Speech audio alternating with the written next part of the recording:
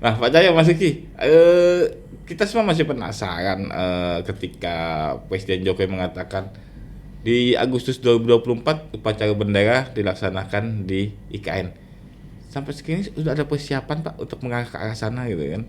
Sudah ada terlihat persiapan nggak gitu Pak? Secara visual sih persiapan tetap berjalan Pak.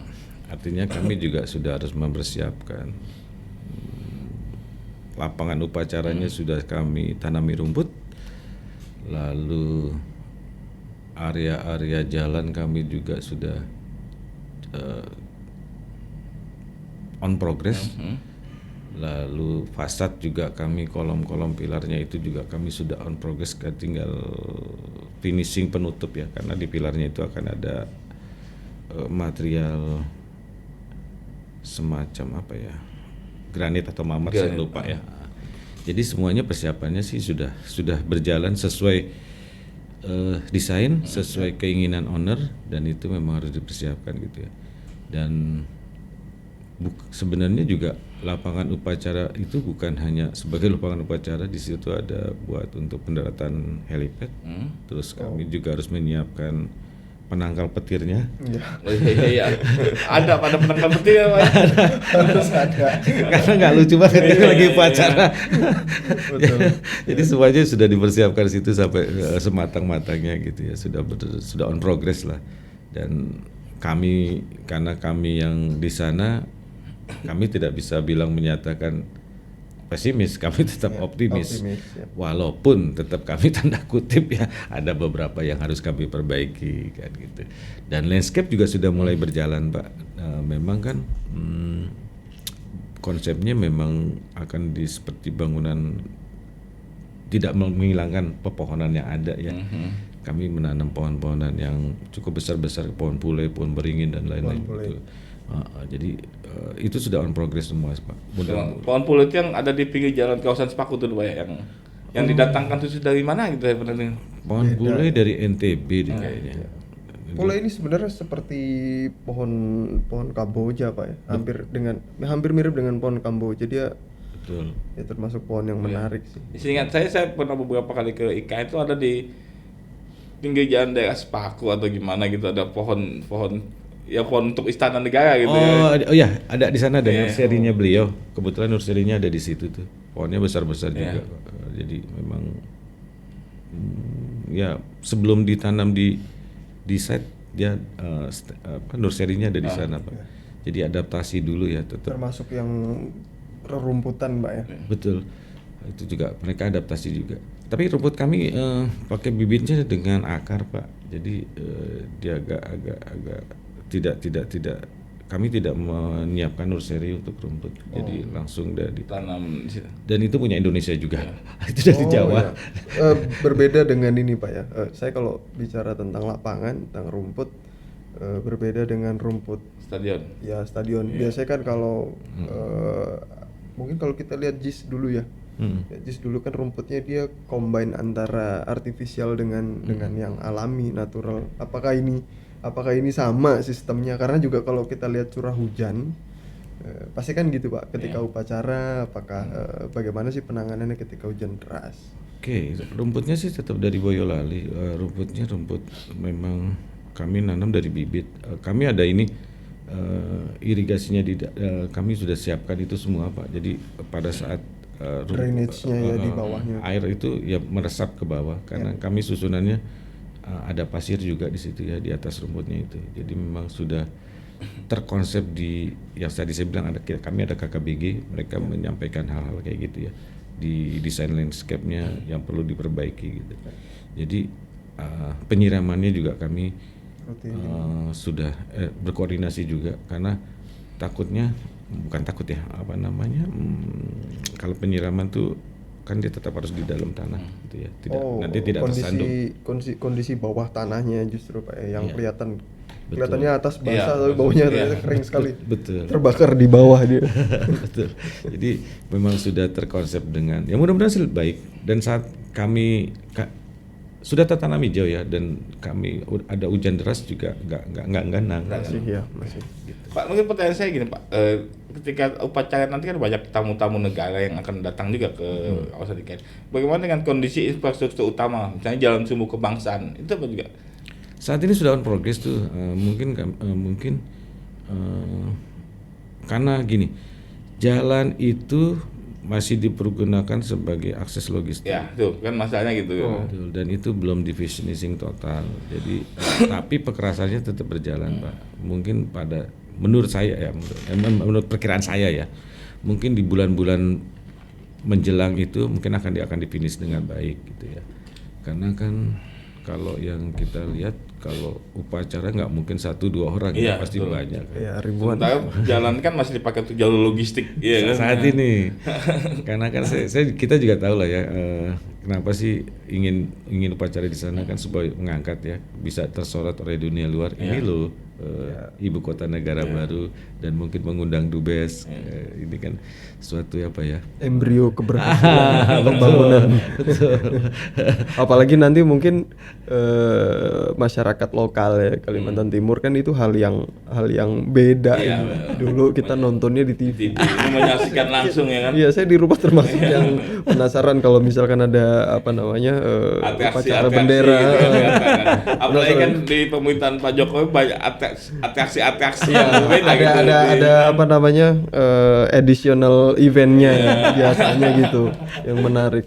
Tadi mungkin Mas Januar tanya terkait dengan persiapan yang terkait dengan konstruksi menuju ke upacara. Kalau saya justru di luar dari construction, Pak, apakah dari teman-teman yang mungkin terlibat dalam upacara tersebut, apakah sudah ada yang mungkin latihan scouting lah, dia pengen cek ombak di kan beda ikan nih. gimana? Iya. Beda kan lapangan upacaranya beda itu kan. Ya, baru terus Mungkin kalau di yang Istana Merdeka tangganya ada 50, mungkin tangganya beda di IKN gitu ya. Kira-kira sudah ada belum Pak persiapan dari tim-tim yang di luar dari construction terutama user gitu?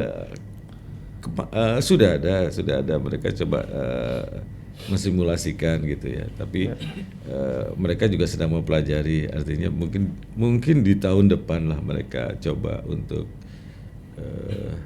mensimulasikan itu, tapi mereka sudah menggambarkan itu kok, posisi ini di sini sudah disimulasikan oleh mereka ya. Nah, kembali lagi, kami siap nggak kan gitu. saya nih malah saya deg-degan juga. Jangan sampai Pak Cahyo nanti kayak sang kuy kan ya kan, ketika sudah targetnya belum terpenuhi tendang perahu nih Mas Rizky ya kan. Jangan. Kalau sejauh ini Pak, ini kita bahas lagi kembali terkait dengan cuaca ya. Kondisi terekstrim ini pasti kaitannya juga dengan pelaksanaan, dengan pembangunan, dengan nanti ya arah kita mau kita pakai sebagai tempat upacara. Kondisi paling ekstrim Pak sejauh pembangunan sampai detik ini ada nggak, maksud saya yang ya mungkin hujannya lebat sekali atau bagaimana satu hari gitu? Ada. Jadi jangankan satu hari ya, hujan berapa jam aja kami akses agak sulit. Akses logistik itu sulit karena memang itu masih jalur logistik dan jalur-jalur utama juga sedang dikerjakan, tapi kan mereka belum PHO ya. Mereka jadi nggak bisa menyerahkan itu. Dan kami pernah kok teman-teman karena nggak bisa dilalui kendaraan, mereka nggak pulang karena hujannya terlalu curam ya. Jalannya tuh kan tanah kita klesel begitu tuh. Kalau mobilnya yang biasa-biasa aja lari pasti. Saya pun terjebak di sini sama Bapak. Betul. Ya, ketika masuk dalam kondisi panas di tengah itu hujan deras sebenarnya. Saya terjebak gitu Bang. Yang sangat sulit memang di akses logistik. Dan sekarang keren ya, jalur negara ya, itu macetnya udah banget loh. Karena memang sudah masif. Penyebabnya apa Pak? Karena kan di pinggir sisi kanan kiri banyak batching plan tuh. Iya. Orang proyek kan mereka keluar masuk kan gitu ya. Terus jalur itu juga sudah agak ramai karena banyak mobil-mobil besar yang membawa material lewat situ kan. Itu juga udah, makanya benar-benar ibu kota deh, udah macet. Jadi prototipe itu yang dibawa sebenarnya kata kuncinya. Tapi memang berat Pak Rizky. Itu kalau habis cuaca hujan, akses memang agak sulit dan kita akui semuanya. Tapi memang itu proses ya, proses untuk menyelesaikan itu seperti itu. Nggak mungkin suatu kawasan kita konsepin jalannya dulu, sedangkan nanti akan dilintasi mobil-mobil berat gitu ya. Dan itu kan butuh waktu. Memang kalau saya bilang ya proyek ya pasif seperti ini, bangunan berjalan, jalan berjalan. Kalau semuanya tunggu-tungguan akan lambat kan. Gimana kita menyiasatinya ya? Kalau satu jalannya lebat dan mobil kendaraan tidak akses logistik tidak bisa dilalui ya sudah jangan dilalui dulu kan. Betul, ya. Nah kami kan mereka tinggal mencatat aja. Oh kami punya PR-nya ini loh. Besok cuaca bagus ya kita lebih ini lagi sebenarnya gitu-gitu aja sih. Nah saya berharap sih gitu dari teman-teman yang lainnya di project IKN jangan ada kata logistiknya sulit. Orang kita sedang membangun kok. Tidak ada alasan. Tidak. Ya membangun seperti itu kan. Kita aja bangun tidur susah kok ya. Betul. Pak, mungkin pertanyaan terakhir pertanyaan dari saya. Kapan sebelum Agustus, kapan lapangan upacara itu sudah siap digunakan? Saya targetkan di bulan Mei. Bulan Mei. Itu termasuk kawasan Istana Negara semua. Target kami dikasih target sampai Teskom itu Juni. Juni itu sudah maaf.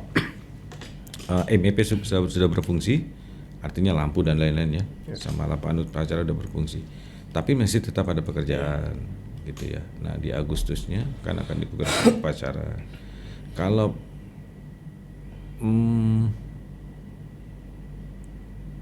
setidaknya kami Juli akhir sudah harus bisa selesai di 90% lah. Juli akhir. Juli akhir karena mengejar di Agustusnya ya. Maksimal di 16 Agustus. Nggak mungkin soalnya pas ada persiapan terlebih dahulu ya kan. Nggak bisa. Kalau 16 Agustus sudah sulit sekali. saya di timeline saya di Juni udah bisa difungsikan. Ya. Apapun kondisi yang terjadi itu ya harus. Bismillah. Bismillah itu menjawab semuanya. Mas Rizky, ada yang tanyakan lagi ke Pak saya? Saya cukup, mungkin nanti saya tanya kira-kira kapan kita bisa ngopi untuk lanjut pertanyaan yang lain.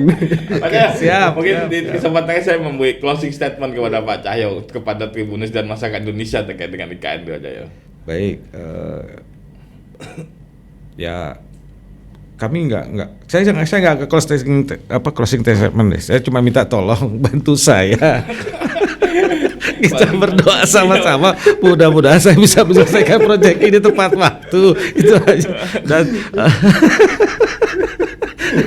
saya karena kami nggak ada misi kami ya, kami hanya ingin membangun bangunan ini selesai dengan baik, selesai tepat waktu, selesai keinginan dari pemerintahan saat ini harus selesai dan dipergunakan di bulan Agustus. Ya saya cuma hanya mohon bantu dan tidak ada terkendala dalam apapun ya, artinya dalam kegiatan pelaksanaan pembangunan safety semua aman dan alhamdulillah kami sampai sekarang zero accident dan mudah-mudahan itu bisa selesai sampai akhir proyek zero accident dan semua happy. Inilah Indonesia. Kami bisa menyiapkan Istana Negara dan kantor Presiden serta Sekpres dengan baik walaupun mohon maaf jika pelaksanaan di kami ada masih kekurangan gitu. Itu aja sih. Jangan sampai nanti proyek sudah berjalan oleh Pak Cahyo kalau ketika ayam sudah berkokok kan bisa berhenti nih proyeknya. Makanya jangan miara ayam di sekitar situ. Ayamnya dibikin gelap terus. Pak Cahyo, terima kasih banyak atas waktunya hari ini dan insightnya. Kita sama-sama berdoa semoga proyek IKN berjalan lancar ya kan tanpa hambatan dan bisa selesai sesuai target. Ya. Mas Uki, terima kasih banyak sudah menemani saya. Sama-sama Mas Januar. Kita masih menunggu agar kita bisa nonton langsung upacara bendera di upacara Agustus di tahun ini Mas ya. Masih ada sekitar 8 bulan lagi. Dan kita berharap Pak Cahyo menyelesaikan proyek itu. Yes. Terima kasih banyak. Ya baik, terima kasih. Tribunnews, Ibu kota negara adalah sebuah legacy dari kita untuk generasi mendatang. Oleh karena itu, sudah sepatutnya dan sewajarnya kita mendukung dan berdoa sama-sama bagaimana agar proyek ini berjalan sebagaimana relnya yang telah dicanangkan dari awal. Akhirnya saya Januar pamit dalam IKN Insight edisi kali ini. Kita akan jumpa lagi di IKN Insight edisi selanjutnya. Saya Januar pamit. Salam Ibu Kota Negara. Download Tribun X sekarang. Menghadirkan lokal menjadi Indonesia.